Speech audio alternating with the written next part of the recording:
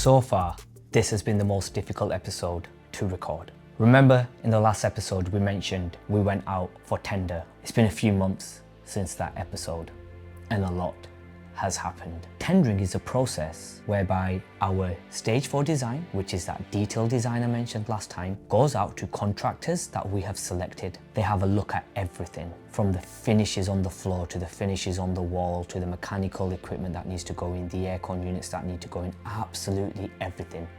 And a price is put next to it. It normally takes them about 4 weeks to price everything up. We got those results back and we were between 2 and 2.5 million over budget. So how the hell has that happened? Remember, we talked about the project management team and the cost consultant. The cost consultant, also known as a quantitative surveyor, his job was to look at the design that was being produced, and as the design progresses, he puts a price next to it. For example, if we put micro cement, which is a type of finish, on the walls, he looks at the type of micro cement we're going for, the square meterage that is being applied to, and figures out how much that should cost us. And he's supposed to do that with absolutely everything. So a pre-tender costing, or in their world, a pre-tender capex, shouldn't be too dissimilar from what the contractors come back and quote for the project. But we are between 2 and 2.5 million pounds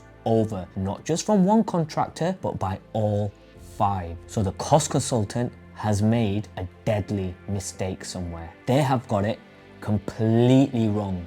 Our suspicions about how inadequate they were have definitely come true. And I should have sacked him when the opportunity was there. And I should have listened to our gut instinct and not taken the advice of the people around us. We now need to find 2.5 million pounds from somewhere. We have no idea where we're going to find that from. If we knew we were going to be this over budget, we would have designed it slightly differently. But because the cost consultant, as we were designing, never highlighted we were going over budget, which he should have done, that was his job, we would have made changes at that point. So what a stressful month that was, literally sitting there for hours on end trying to figure out what we're going to do. Because we can't abandon the project because we've already exchanged on the property. We've already spent all this money on design. So abandoning the project isn't an option. So then what was decided is that we're going to go through a process known as value engineering. This is a process whereby we go through every element of the build and try to find cheaper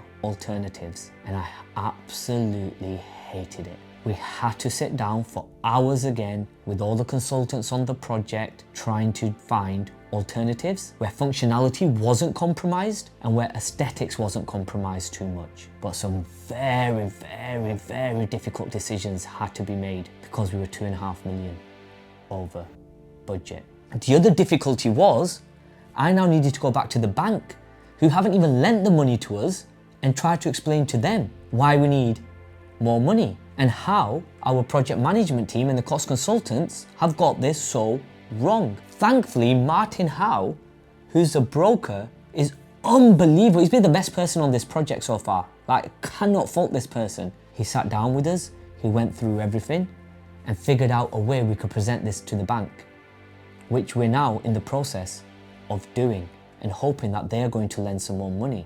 Fast forward maybe a month or so, we then had to get ready for another tender. So we spent at least, I would say, 6 to 8 weeks value engineering, reducing some of the finishes, reducing some of the materials, etc., changing some things so that the project could come back in line with our budget. Because obviously we don't have infinite money to do this. I wish we did, but we don't.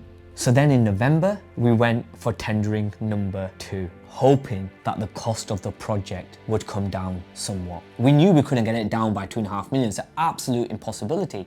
One of the biggest mistakes that they had made was the M&E equipment, the aircon units, etc. That our cost consultant was out by over £1 million. The M&E was costing about 1.5 mil. They had not quoted anything close to that. So that was one of the big areas of value engineering, trying to figure out actually if we go for Daikin aircon units or Samsung aircon units. They're both the same, they both work the same, but Samsung is about £30,000 cheaper. These are the sort of decisions that were being made. We had a mirror finish here, actually let's remove mirror, let's put paint here instead. Or let's get rid of the panels here and let's put paint here. Let's get rid of the micro cement on the floor, let's put tiles there instead. Designs that we had spent hours and hours and hours formulating, making decisions on, now had to start to be reversed. It was painstaking. One of the worst things we've done on this project so far. So then we went for round 2, waited another 3 to 4 weeks for the results to come back. Now this time we were a little bit more prepared because we knew that we were never going to save 2.5 million, but we had a little bit more of an idea of what roughly things should come out as. Now, it went back to those 5 contractors, again, the same ones. But a few things came to light during this second round.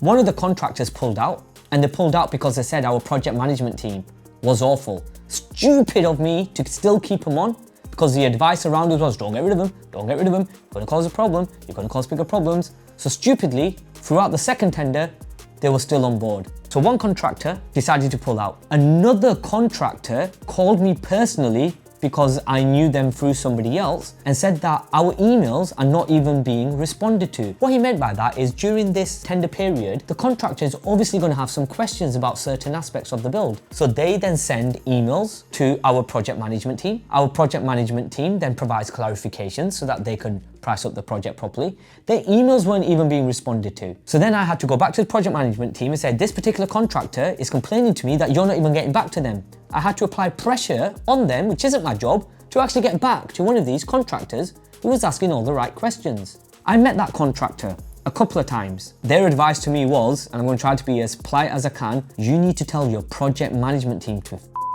So now I've got 2 contractors telling me the same thing. My own instincts are saying me the same thing. Richard's instincts are saying the same thing to him, yet they're still on board. What am I doing? Why are they still here? These are the questions in retrospect I'm now asking myself, because this happened a few months ago. So to cut a long story short, 2 contractors had moved out and now we have 3. Out of the 3, there were 2 that were in contention.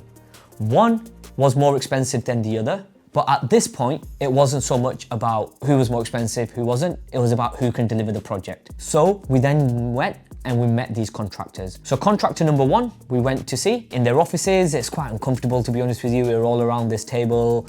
Everybody's trying to figure stuff out with the costings, what's this, what's that. There was a number of different questions that our project management team, myself, Richard, architect, all needed to answer. We then went to contractor number 2, head office, and that was a lot nicer. The environment was much better, we were comfortable in that environment. And contractor number 2, believe it or not, was a contractor that my cousin Zen, who I mentioned right at the beginning of this documentary, said to me about a year and a half before this particular moment, that Denton's are the contractor you need to choose. And he had a relationship with one of the directors, Mike, and we met Mike and the rest of the team in the head office. And that meeting, or after that meeting, we felt a lot more comfortable. Even though Denton's were more expensive than the other contractor I mentioned, Richard and I decided we were going to go down the Denton route. Major decision. It took lots of time. I know here it may sound as though we've just made that decision. No, this decision took weeks and weeks to make.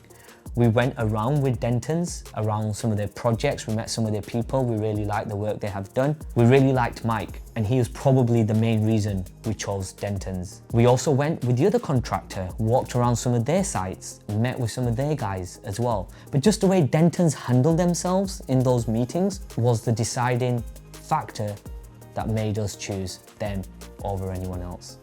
So a big major decision had been made.